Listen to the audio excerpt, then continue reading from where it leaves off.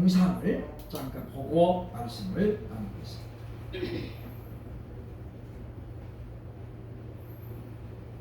저희가 1년 전에 은혜로 교회 신옥주 목사의 만행을 보도해드린 바가 있습니다. 귀신을 쫓는다면서 이른바 타작마당이라는 의식을 하면서 신도들을 가두거나 때려왔습니다.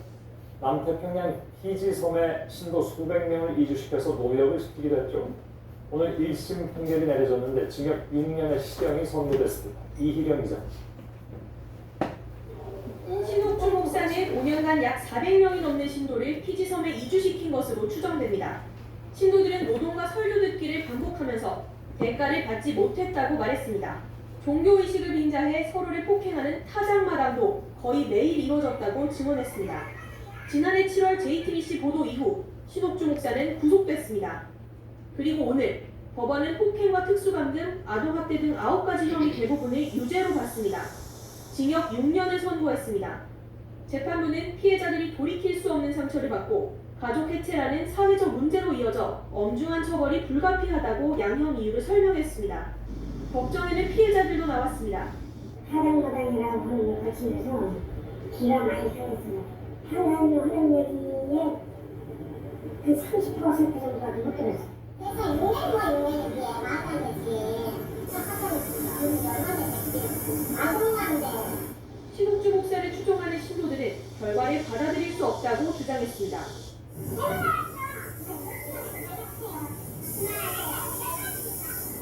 JTBC 이희령입니다.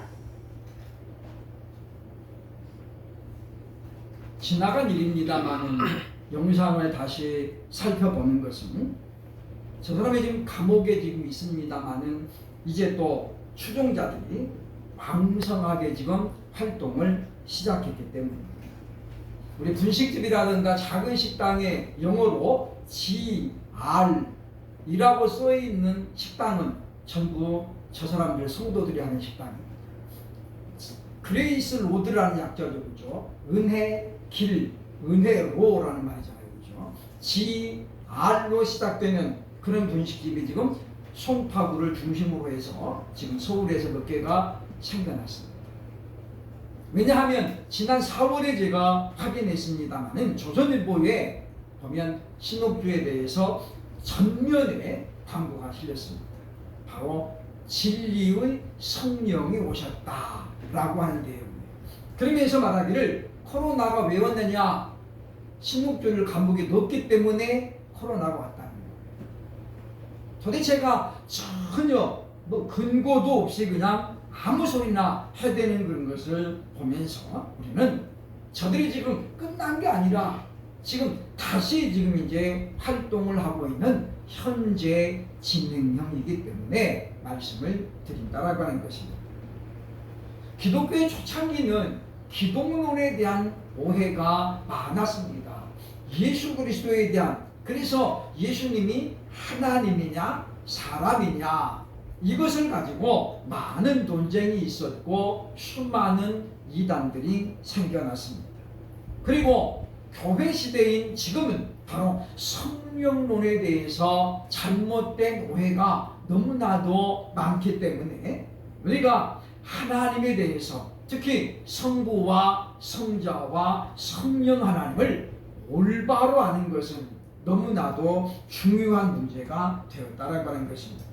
왜냐하면 그것은 올바른 신앙으로 연결되기 때문이라는 거죠. 2014년 한국전쟁이 발발한다는 한 여자의 폭탄 선언이 나왔습니다. 재미교포인 홍혜선이라는 여자 전도사가 미국에서 이제 SNS로 2014년 12월 14일 북한의 침공으로 전쟁이 일어난다는, 그러면서 성령께서 자신에게 환상을 통해서 분명하게 보여주셨기 때문에 자기가 침묵할 수 없어서 예언을 시작한다라고 말하면서 그 해, 짧은 해에 2014년 9월부터 이 사람은 한국에서 무려 14번에 걸친 집회를 통해서 수많은 돈을 거두어서 12월 13일 미국으로 도망을 갔습니다. 왜냐? 내일 전쟁이 일어나니까 자기는 도망간 거죠. 그죠? 그러나 많은 사람들이 12월 14일 전쟁이 일어날 것을 기대하고 그리고 이제 피지로 도망가고 강서구에 있는 교회 몇 개도 전부 다 짐을 싸가지고 해외로 도망을 갔습니다. 벌써 10여 년 전 일이기 때문에 기억이 가물가물하지만은 그러나 그때는 상당히 심각했다라고 말할 수 있습니다. 그러니 이 여자분이 다시 또 예언했습니다. 한국의 5% 이상이 회개했기 때문에 하나님께서 전쟁을 미루었다라는 거예요. 우리는 과연 성령 하나님이 우리에게 그렇게 그냥 무책임하게 말씀하시는 분인지 보여주시는 분인지를 우리는 생각을 해야 되겠다라고 하는 것입니다. 그래서 우리가 9월에는 성령님은 과연 어떤 분이십니까? 우리가 성령에 대해서 좀 더 폭넓게 이해하고 그리고 알아가는 그런 시간이 되어야 할 것입니다. 무엇보다도 거듭난 성도는 다시 오실 예수 그리스도를 기다리면서 믿음 생활을 해나가는 사람들입니다. 그러면서 우리 신앙이 좀 더 성장하고 성숙해서 사회를 리드할 수 있는 그런 신앙이 되어야 할 터인데 오늘날은 그렇지 못하기 때문에 오히려 세상으로부터 철저하게 따돌림을 당하고 있는 것이 아닌가는 생각을 갖게 되어집니다. 우리는 무엇보다도 하나님 말씀을 보다 더 많이 읽고 묵상하고 연구해야 됩니다. 그러면서 바로 성령의 감동으로 기록되어진 이 성경을 통해서는 균형 잡힌 신앙생활을 하려고 애써야 되겠다라고 하는 것입니다. 왜냐하면 바로 우리가 균형을 잘 잡아야 어떤 경우에도 우리가 휩쓸리지 않기 때문이라고 하는 것입니다. 그러면 오늘 성경이 알려주는 성령님은 과연 어떤 분이실까요? 첫째로 창세기 1장 1절에 보니까 성령님은 창조자이라고 우리에게 말씀해주고 있습니다. 창세기 1장 1절은 인류 역사에 있어서 가장 장엄하고 위대한 선언이라고 볼 수 있습니다. 태초에 하나님이 천지를 창조하십니다. 세상에 많은 종교가 있습니다. 많은 경전이 있습니다만은 다른 어떤 종교에서도 그들이 믿는 신이 세상을 창조했다고 선포하는 종교는 기독교 말고는 결코 없습니다. 왜냐하면 그것이 유일한 사실이기 때문이다 라고 하는 것이죠. 그러므로 바로 태초에 하나님이 천지를 창조하셨다라고 하는 이와 같은 하나님의 선언은 바로 인류 역사의 시작을 알리는 하나님의 선포라고 볼 수 있다라고 하는 것입니다. 그런데 오늘 창세기 1장에 나오는 1절에 나오는 태초에 하나님이라는 단어가 단수가 아니고 복수형입니다. 엘 하나님이 바로 단수죠, 그죠? 엘로힘은 복수입니다. 1인칭 복수를 쓰고 있죠. 그래서 정확하게 번역하면 태초에 하나님들이라고 번역해야 돼요. 그런데 왜 우리는 태초에 하나님이라고 단수로 번역했느냐 하면 하나님은 삼위로 존재하지만은 언제나 한 분이라는 거예요.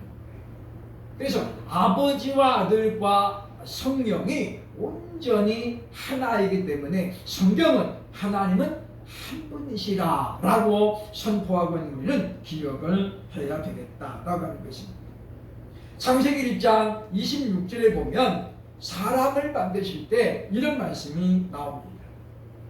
하나님이 이르시되 우리의 형상을 따라 우리의 모양대로 우리가 사람을 만들고 그들로 바다의 물고기와 하늘의 새와 가축과 온 땅과 땅에 기는 모든 것을 다스리게 하자 하시고 라는 말이 나오는데 거기 보면 우리가 라는 말이 나오죠. 무슨 이야기입니까? 하나님들이 즉 아버지와 아들과 성령이 의논하고 있는 장면이에요. 그러면서 뭡니까? 우리의 형상을 따라 사람을 만들자라는 내용이죠. 그리고 이와 같이 논의 끝에 만들어진 것이 바로 사람입니다. 아담입니다. 그래서 하나님은 그에게 하나님께서 복을 주셨죠. 너희는 생육하고 번성하여 땅에 충만하라. 그리고 모든 것을 다스리라고 하나님께서 복을 주셨던 우리는 기억을 해야 된다는 것입니다. 그렇기 때문에 여기 보면 바로 하나님 둘이, 즉 성부와 성자와 성령께서 창조 사역에 똑같이 함께 했음을 우리에게 보여줍니다. 그러니까 요한복음 1장 1절로 3절에 보면 태초에 말씀이 계시니라. 이 말씀이 하나님과 함께 계셨으니 이 말씀은 곧 하나님이시니라. 그러면서 말하기를 보면 그가 태초에 하나님과 함께 계셨고 만물이 그로 말미암아 창조되었으니 지은 것이 하나도 그가 없이는 된 것이 없느니라 라고 말합니다. 여기서 말하는 지금 그가 누굽니까? 성자 예수님이죠. 그러니까 성경은 창조사역은 하나님의 작품인데 성부와 성자와 성령 하나님이 똑같이 참여해서 바로 창조주로 성경이 기록하고 있는 우리는 기억을 해야 되겠다라고 하는 것입니다. 아울러서 창세기 1장 2절에 보면 그 땅이 혼돈하고 공허하며 흑암이 깊은 위에 있고 하나님의 영은 수면 위에 운행하시니라 라고 말하고 있는 거예요. 하나님께서 보면 천지를 창조하실 때 첫날부터 지구를 만든 게 아니라는 거예요. 창세기 1장에 보면 하나님께서 뭡니까? 우주라는 덩어리를 만들어 놓고 그리고 언제인지를 몰라요. 그렇죠?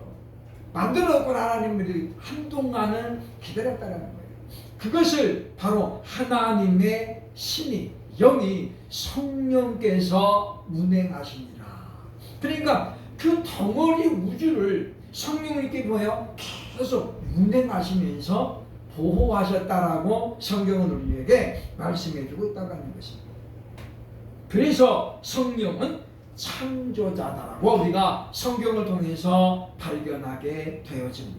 그러면 우리가 성령님은 누구시냐? 바로 천지를 만드신 하나님이시라는 걸 우리는 분명히 기억을 해야 되겠다라고 하는 것입니다. 그런가 하면 성령님은 과연 어떤 분이십니까? 창세기 1장 2절에 보면 성령님은 하나님이시다라고 말하죠. 최초에 하나님이 천지를 창조하시니라. 그러니까 창조주는 그 누구라는 거예요? 하나님이라고 말씀하잖아요. 그리고 우리가 말씀드린 것처럼 성령은 바로 이와 같이 창조 사역에 함께 했기 때문에 하나님의 피조물 중에 하나가 아니라 바로 하나님이라고 말씀해주고 있다고 하는 것입니다. 요한복음 15장에서 말씀하고 있습니다마는 성령은 아버지에게서 나오셨다라고 말씀하죠. 성자는 아버지가 낳았어요. 그죠? 그런데 성령님은 낳은 게 아니라 나오셨다. 우리가 흔히 말하는 유출이에요. 유출. 그러니까 내 몸에 있는 것 중에 하나가 이제 나가는 거죠. 그죠? 나가는 거예요. 그걸 우리가 보면 나오셨다라고 설명을 하고 있다라고 하는 것입니다. 마태복음 1장 18절에 보면 이런 말이 나옵니다. 예수 그리스도의 나심은 이러하니라.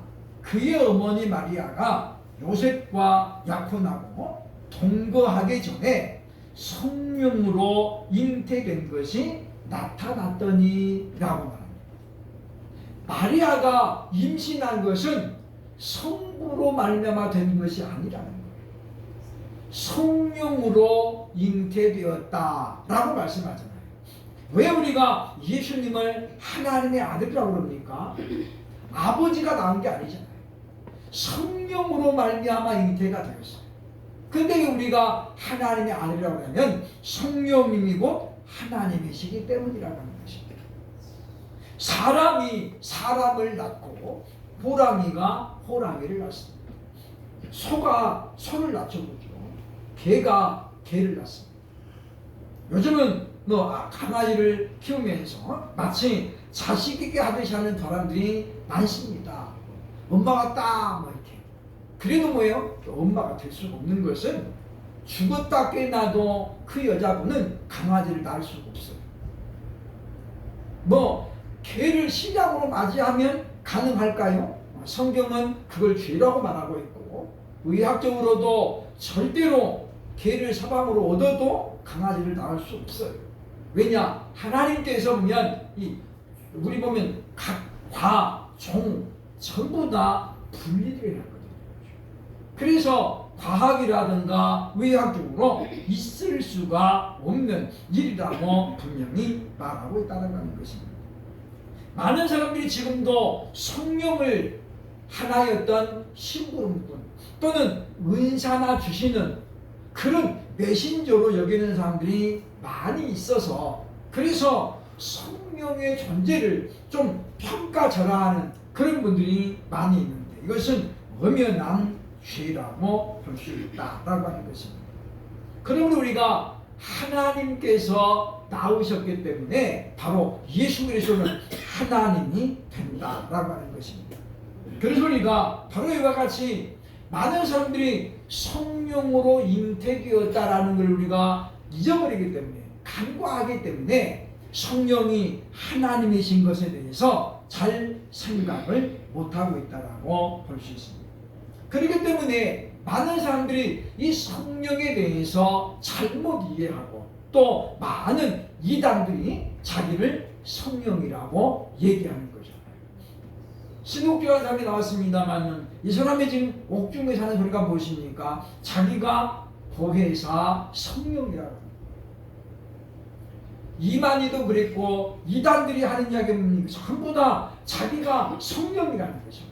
근데 여러분 성령이 뭡니까? 보면 거룩한 영이잖아요. 육체가 없는 것입니다. 근데 그 사람들이 지금 다 육을 입고 있잖아요. 그리고 늙어가고 주름살이 있고 화장 안 하면 나이가 더 들어 보이는 그런 육을 입고 있는데 자기들이 성령이라고 말하는 건 뭡니까? 성령 하나님에 대해서 전혀 지금 현재 올바른 인식이 없기 때문이라고 합니다.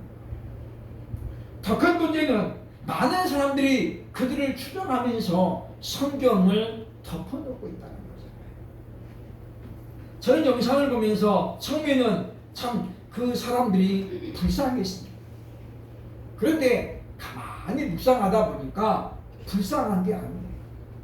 그 무지한 거고 그건 뭐 성경을 너무나도 불신했기 때문에 일어나는 현상이에요. 성경에 어디 예수님께서 말씀을 전하다가 뺨을 때리고 막 머리를 흔들고 언제 그랬습니까?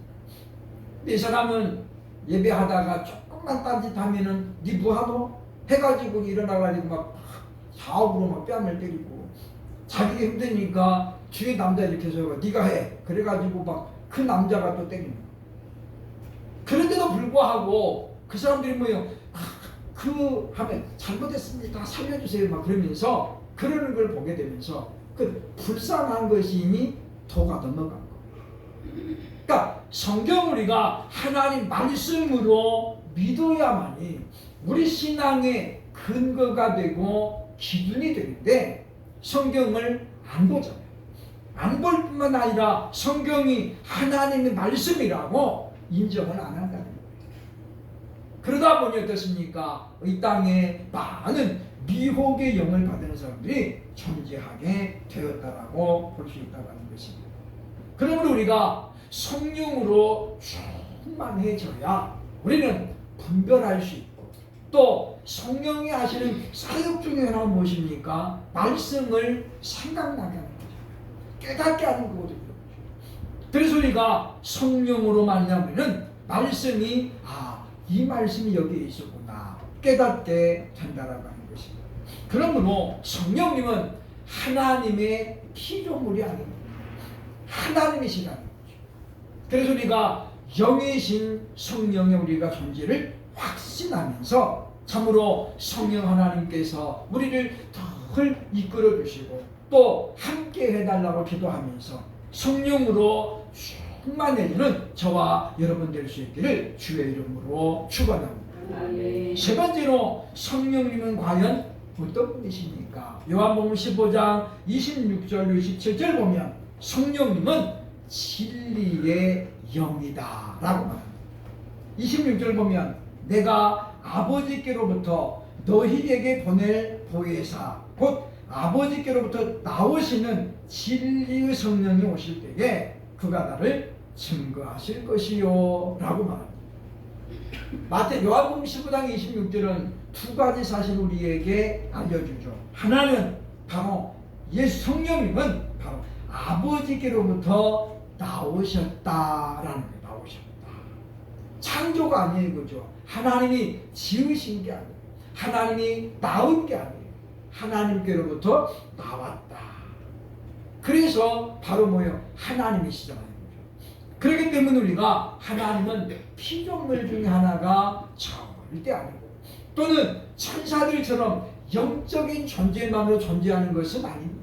천사도 하나님의 피조물이잖아요. 피조물. 또 하나는 무엇입니까? 바로 성령이 진리의 영이다 라고 말씀하죠. 진리의 성령이다. 그래서 성령님은 진리만을 증거하는 거예요. 그죠? 그래서 진리로 오신 예수 그리스도를 증거하고 또 진리 하나님의 말씀을 깨닫게 하시는 것이 바로 성령께서 하시는 핵심 사역이라고 성경이 말씀해 주고 있다는 것입니다. 그래서 바로 우리가 성령님은 이와 같이 아버지와 아들로부터 나오셔서 그래서 이제 영으로 교회를 이끌어 가시고 교회를 존재하게 하신다라고 하는 것입니다. 우리가 시대적으로 이제 우리가 보면 주도적으로 사역하는 것을 기준으로 해서 구약은 성부 하나님의 시대라고 말하죠. 물론 아들과 성령도 함께 했지만 구약은 성부 하나님이 주도적으로 있다는 주도적으로. 그리고 신약은 어떻습니까? 성자 예수님께서 땅에 오셔서 30년을 머물면서 보면 하나님 나라를 증거하고 그리고 십자가에서 죽으심과 부활을 통해서 우리의 구원을 이루셨기 때문에 바로 성자 하나님의 시대라고 말합니다. 그리고 교회 시대인 오늘날은 바로 성령님이 주도적으로 일하는 성령 시대라고 이제 이렇게 구분할 수 있다라는 것입니다. 그렇기 때문에 성령님은 우리가 지금도 충만하게 무장해야 될 것임을 우리에게 알려줍니다. 사도 바울은 에베소서 6장 17절에 보면 전신갑주를 입으라고 권면하면서 이렇게 말합니다. 구원의 투구와 성령의 검, 곧 하나님의 말씀을 가지라. 무슨 이야기냐면 진리의 성령님은 하나님의 말씀을 무기로 일하신다 그 말이에요. 그러니까 우리가 하나님의 말씀을 가져야만이 성령님이 그 말씀을 가지고 어떻게 해요? 일하신다는 거예요. 우리에게 전신갑주는 뭐예요? 전부 다 방어용이지만 유일한 무기가 뭐냐면 하나님의 말씀. 좌우의 예리한 날선검인 하나님의 말씀은 우리의 심령과 관절과 골수를 찔러 쪼갠다라고 분명히 우리에게 말씀해주고 있기 때문이라고 하는 것입니다. 그렇기 때문에 바울은 디모데후서 3장 16절에서 말합니다. 모든 성경은 하나님의 감동으로 된 것이고 교훈과 책문과 바르게 함과 의로 교육하기에 유익하니 라고 말씀하고 있죠. 그래서 성경의 특성을 이렇게 말하면서 하나님의 감동으로 되어 있기 때문에 말씀을 통해서 교훈도 하고 책망도 하고 우리를 의롭게 이끌어 가신다라고 말씀해주고 있다는 것입니다. 그래서 우리가 지금도 이 문자인 성경을 통해서 지금도 하나님의 역사가 일어나고 있는 무엇이냐면 성경을 감동하신 성령께서 이 말씀을 통해서 지금 우리에게 일하고 계시기 때문에 그래서 많은 사람들이 말씀을 읽다가 또는 듣다가 거듭남도 체험도 하게 되어지고 하나님의 역사를 경험하게 되잖아요. 내가 이 말씀대로 한번 살아야지. 이 말씀을 내가 순종해야지. 결단하고 그렇게 이제 우리가 하나님의 사람답게 살아가면 하나님은 그 말씀을 믿는 믿음에 하나님 반드시 역사하셔서 아버지의 뜻을 이루신 것 바로 성경이 우리에게 증거해주고 있다는 것입니다. 우리가 왜 성령으로 충만해야 되느냐? 그것은 간단합니다. 우리가 성령으로 충만하지 않으면 우리는 하나님의 뜻을 이루어갈 수가 없기 때문에 우리는 기독교인은 영적인 존재입니다. 왜냐하면 바울이 로마서 8장에서 말씀하잖아요. 그리스도 영이 없으면 그리스도인이 아니니라. 지금 왜 그리스도의 영, 성령이 없으면 우리는 그리스도인이 아니라고 합니다. 왜 많은 사람들이 신앙생활을 하다가 결국은 세상으로 돌아갑니까? 그 안에 성령이 내주하고 있지 않기 때문에. 그러니까 성령님이 안 계시니 우리는 뭐예요? 육으로 살다가 육으로 끝나는 거예요. 영적인 일에 관심이 없어지고 그래서 육적인 일에만 온통 관심을 쏟게 된다고 말합니다. 예수님께서 말씀하죠. 인자가 올 때가 되면 마치 노아의 시대 같고 롯의 시대가 될 것이다. 그러면서 말합니다. 노아의 시대 어땠다는 거예요? 비가 하나님이 홍수로 심판할 그날까지 뭐 했다는 거예요? 보면 먹고 마시고 즐기고 시집가고 장가가고 그리고 뭐예요? 논밭을 사고 팔고 그랬다. 거기 보세요. 그죠? 전부 다 어떤 거예요? 다 육적인 거예요. 먹고 마시고 즐기고 그게 영이에요. 그죠? 육이잖아요. 그죠? 시집가고 장가가고 논밭을 사고 팔고 전부 세상적인 것이고 그리고 뭐예요? 육적인 거. 그러니까 마지막 때가 되면 사람은 뭐예요? 영적인 일에 관심이 없어진다는 거예요. 왜냐하면 성령으로 충만하지 않기 때문에 세상적인 걸로 가득 차고 그랬다는 거죠. 어떤 요즘 드라마에 보니까 한 변호사의 그런 내용이 나오고 있어요. 10년을 넘게 한 번도 휴가를 쓰지 않았다. 그래서 아이가 어렸을 때부터 있을 때까지 한 번도 아이하고 보낸 시간이 없어요. 그래서 이 아이가 뭐를 좋아하고 뭐를 안 먹는지 엄마가 전혀 알 수가 없는 거예요. 그러면 이 사람이 돈이 궁해서였을까요? 남편이 잘 나가는 사람. 남편이 돈 잘 벌어가요. 남편의 수입만 갖고도 얼마든지 살 수 있어. 그게 뭐예요? 제가 그 얘기를 보면서 저 사람이 바로 일에 중독돼요.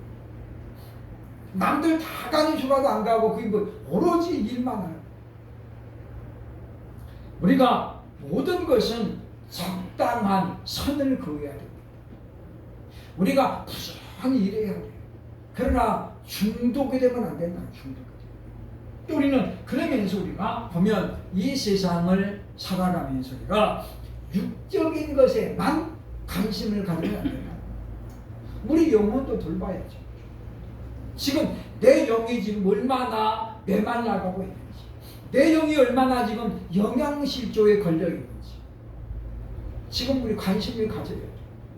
거울을 보면서 우리 육체적인만 보지 말고 지금 내 영혼은 어떤 상태입니까? 정말 내 영혼도 지금 정말 이렇게 튼튼한가, 건강한가 살피는 지혜가 있어야 되겠다라고 하는 것입니다.